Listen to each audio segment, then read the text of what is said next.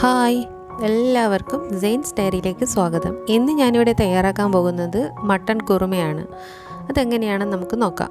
ഒരു കുക്കറിലേക്ക് 400 gram mutton കഴുകിയെടുത്തത് ഇട്ട് കൊടുക്കാം. അതിലേക്ക് 1/4 ടീസ്പൂൺ പെരിഞ്ജീരകം, 2 നുള്ളു മഞ്ഞൾപ്പൊടി, ഇറച്ചിക്ക് ആവശ്യമായ ഉപ്പ് ഇവ ചേർത്ത് അതിലേക്ക് നമുക്ക് 1 കപ്പ് തേങ്ങയുടെ 2ാം പാൽ ഒഴിച്ചു കൊടുക്കാം. ഇനി ഇത് നമുക്ക് കുക്കർ മൂടി ഒരു 2 വിസിൽ വരുന്നവരെ നമുക്കൊന്ന് വേവിച്ചെടുക്കാം. ഇനി ഒരു പാൻ അടുപ്പത്ത് വെച്ചതിന് ശേഷം നമുക്ക് 3 ടേബിൾ സ്പൂൺ വെളിച്ചെണ്ണ ഒഴിച്ചു കൊടുക്കാം. അതിലേക്ക് 3 ഗ്രാമ്പു, 2 ഏലക്കായ, 1 കഷ്ണം കറുവാപ്പട്ട ഇവയൊന്ന് നമുക്കൊന്ന് ഇളക്കി കൊടുക്കാം. ഇതിൻ്റെ ഒരു മണം വരാൻ തുടങ്ങിയിട്ടുണ്ട്. ഇനി ഇതിലേക്ക് നമുക്ക് ഒരു വലിയ സവാള നൈസായി അരിഞ്ഞതിന് നമുക്ക് ചേർത്ത് കൊടുക്കാം. ഇതൊന്ന് വഴണ്ട് കിട്ടണം. ഇതിപ്പോൾ ഇവിടെ വഴന്ന് കിട്ടിയിട്ടുണ്ട്. ഇനി ഇതിലേക്ക് നമുക്ക് ഒരു 10 ചെറിയ ഉള്ളി ചതച്ച് വെച്ചത് അതുകൂടി ചേർത്ത് കൊടുക്കാം. അത് ഇതിൽ ചേർത്ത് നന്നായി ഒന്ന് വഴറ്റിയെടുക്കാം. ചെറിയ ഉള്ളി ചേർക്കുന്നത് കുറുമയ്ക്കൊരു പ്രത്യേക ടേസ്റ്റാണ്. ഇതൊന്ന് വഴണ്ടി കിട്ടിയിട്ടുണ്ട്. ഇതിലേക്ക് നമുക്കിനി 1.5 ടേബിൾ സ്പൂൺ ഇഞ്ചി വെളുത്തുള്ളി പേസ്റ്റ് ചേർത്ത് കൊടുക്കാം. അതിലേക്ക് ഒരു 5-6 പച്ചമുളക് നെടുകെ കീറിയത് കൂടി ചേർത്ത് കൊടുക്കാം. ഇത് നന്നായി ഒന്ന് വഴറ്റിയെടുക്കാം. ഇതിപ്പോൾ ഇവിടെ നന്നായി വഴണ്ടി കിട്ടിയിട്ടുണ്ട്. ഇനി ഇതിലേക്ക് ആവശ്യമായ പൊടികൾ നമുക്ക് ചേർത്ത് കൊടുക്കാം. 1/4 ടീസ്പൂൺ മഞ്ഞൾപ്പൊടി, 1.5 ടേബിൾ സ്പൂൺ മല്ലിപ്പൊടി ഇത് രണ്ടും ചേർത്ത് നമുക്ക് നന്നായി ഒന്ന് ഈ എണ്ണയിൽ തന്നെ ഒന്ന് മൂപ്പിച്ചെടുക്കാം. ഇതിൻ്റെ പച്ച മണമൊക്കെ ഒന്ന് മാറി കിട്ടണം. ഇതിപ്പോൾ ഇവിടെ നന്നായി മൂത്ത് കിട്ടിയിട്ടുണ്ട്. ഇനി ഇതിലേക്ക് നമുക്ക് 1 ടേബിൾ സ്പൂൺ കുരുമുളക് പൊടിച്ചതാണ് അതുകൂടി ചേർത്ത് കൊടുക്കാം. ഇതിട്ടൊന്ന് ഇളക്കി കൊടുക്കാം. അതിനുശേഷം നമുക്ക് ഒരു മീഡിയം സൈസ് തക്കാളി ചെറുതായി അരിഞ്ഞത് അതുകൂടി ചേർത്ത് നന്നായി ഒന്ന് വഴറ്റിയെടുക്കാം. തക്കാളി നന്നായി ഒന്ന് കുക്കായി കിട്ടണം. അതുവരെ നമുക്കിതിനെ ഒന്ന് ഇളക്കി കൊടുക്കാം. തക്കാളി ഇപ്പോൾ ഇവിടെ നന്നായി കുക്കായി കിട്ടിയിട്ടുണ്ട്. ഗ്യാസ് നമുക്ക് ഓഫ് ചെയ്യാം. ഇതൊന്ന് നന്നായി തണുത്ത് കിട്ടിയതിന് ശേഷം ഒരു മിക്സിയുടെ ജാറിലേക്കിട്ട് നന്നായി ഒന്ന് അരച്ചെടുക്കണം. ഇപ്പോൾ ഇവിടെ തണുത്ത് കിട്ടി. ഞാനിതിവിടെ ഒരു മിക്സിയുടെ ജാറിലേക്ക് മാറ്റുകയാണ്.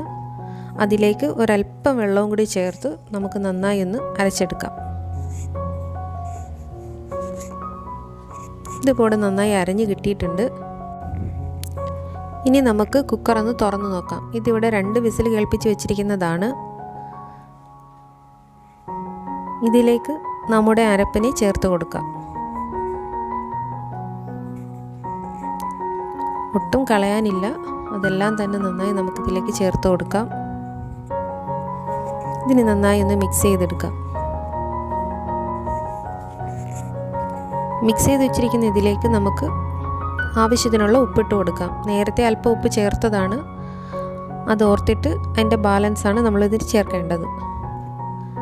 ഉപ്പ് എല്ലായിടവും എത്തത്തക്ക രീതിയിൽ നമുക്കിതിനൊന്ന് മിക്സാക്കി എടുക്കാം. ഞാനിവിടെ ഗ്യാസ് ഓൺ ചെയ്തിട്ടുണ്ട്. ഇനി ഇത് നമുക്ക് അടച്ച് മൂടി ഒരു 3 വിസിൽ കേൾപ്പിച്ചെടുക്കാം. 3 വിസിൽ കേട്ട് കഴിഞ്ഞു. ഇതിൻ്റെ പ്രഷറൊക്കെ ഒന്ന് മാറിയിട്ടുണ്ട്. ഇപ്പോൾ ഇത് തുറന്ന് നോക്കിയപ്പോൾ ഇറച്ചിയെല്ലാം പാകത്തിന് നന്നായി വെന്ത് കിട്ടിയിട്ടുണ്ട്. ഇനി ഇതിലേക്ക് നമുക്ക് ഒരു 8 അണ്ടിപ്പരിപ്പ് 15 മിനിറ്റ് വെള്ളത്തിൽ കുതിർത്തി നന്നായി ഒന്ന് അരച്ചെടുത്തതാണ്. അതിനെ നമുക്കിതിലേക്ക് ഒഴിച്ചു കൊടുക്കാം. നന്നായി ഒന്ന് ഇളക്കി യോജിപ്പിക്കാം. അല്പം കറിവേപ്പില ചേർത്ത് കൊടുക്കാം. ഈ സമയത്ത് നമുക്കിതിൻ്റെ ഫ്ലേവറൊക്കെ ഒന്ന് നോക്കാം. ഉപ്പും അതിൻ്റെ മസാലയുടെയും ഒക്കെ ഒരു ഇത് നമുക്കൊന്ന് നോക്കാം. ഒരല്പം ഗരം മസാല കൂടി ഞാനിതിൽ ചേർത്ത് കൊടുക്കുന്നുണ്ട്.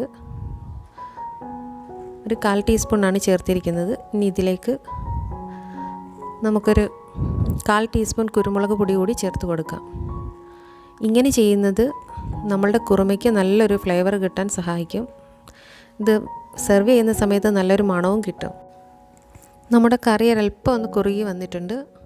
അപ്പോൾ നമുക്കിതിലേക്ക് 1 കപ്പ് കട്ടിയുള്ള തേങ്ങാപ്പാൽ കൂടി ചേർത്ത് കൊടുക്കാം. തേങ്ങാപ്പാൽ ചേർത്തതിന് ശേഷം ഇത് തിളയ്ക്കേണ്ട ആവശ്യമില്ല. തിളച്ച് തുടങ്ങുന്ന സമയമാകുമ്പോഴേക്കും നമുക്കിതിൻ്റെ തീ ഓഫ് ചെയ്യാം. തീ ഓഫ് ചെയ്തതിന് ശേഷം നമുക്കിതിലേക്ക് കുറച്ച് കറിവേപ്പില, അല്പം മല്ലിയില എന്നിവ കൂടി ചേർത്ത് കൊടുക്കാം. കുറുമയ്ക്ക് മല്ലിയില കൂടി ചേർക്കുമ്പോൾ ഒരു പ്രത്യേക രുചിയാണ്. നമ്മളുടെ കറി ഇവിടെ തയ്യാറായി കഴിഞ്ഞു. ഇനി ഇത് ഒരു 15-20 മിനിറ്റോളം നമുക്കൊന്ന് അടച്ചു വയ്ക്കാം. അടച്ചു വെച്ചതിന് ശേഷം സെർവ് ചെയ്യുന്നതാണ് ഏറ്റവും നല്ലത്. എരിവ് കുറവായതുകൊണ്ട് ഇത് കുട്ടികൾക്കും വളരെ അനുയോജ്യമായൊരു കറിയാണ്. പച്ചമുളകും കുരുമുളകും മാത്രമേ ഇതിനകത്ത് എരിവായിട്ടുള്ളൂ. നമ്മളുടെ കറി ഇവിടെ തയ്യാറായി കഴിഞ്ഞു. നമുക്കിതിനെ ഒരു സെർവിങ് ബൗളിലേക്ക് മാറ്റിയെടുക്കാം. വളരെ സ്വാദിഷ്ടമായ ഈ ഒരു കറി നിങ്ങൾക്ക് എല്ലാവർക്കും ഇഷ്ടമായി എന്ന് കരുതുന്നു. ഇഷ്ടമായാൽ ലൈക്ക് ചെയ്യാനും ഷെയർ ചെയ്യാനും മറക്കരുതേ. ഈ ചാനൽ ഇതുവരെ സബ്സ്ക്രൈബ് ചെയ്യാത്തവർ പ്ലീസ് ഒന്ന് സബ്സ്ക്രൈബ് ചെയ്തേക്കണേ. ഇനിയും നല്ല റെസിപ്പികളുമായി നമുക്ക് വീണ്ടും കാണാം.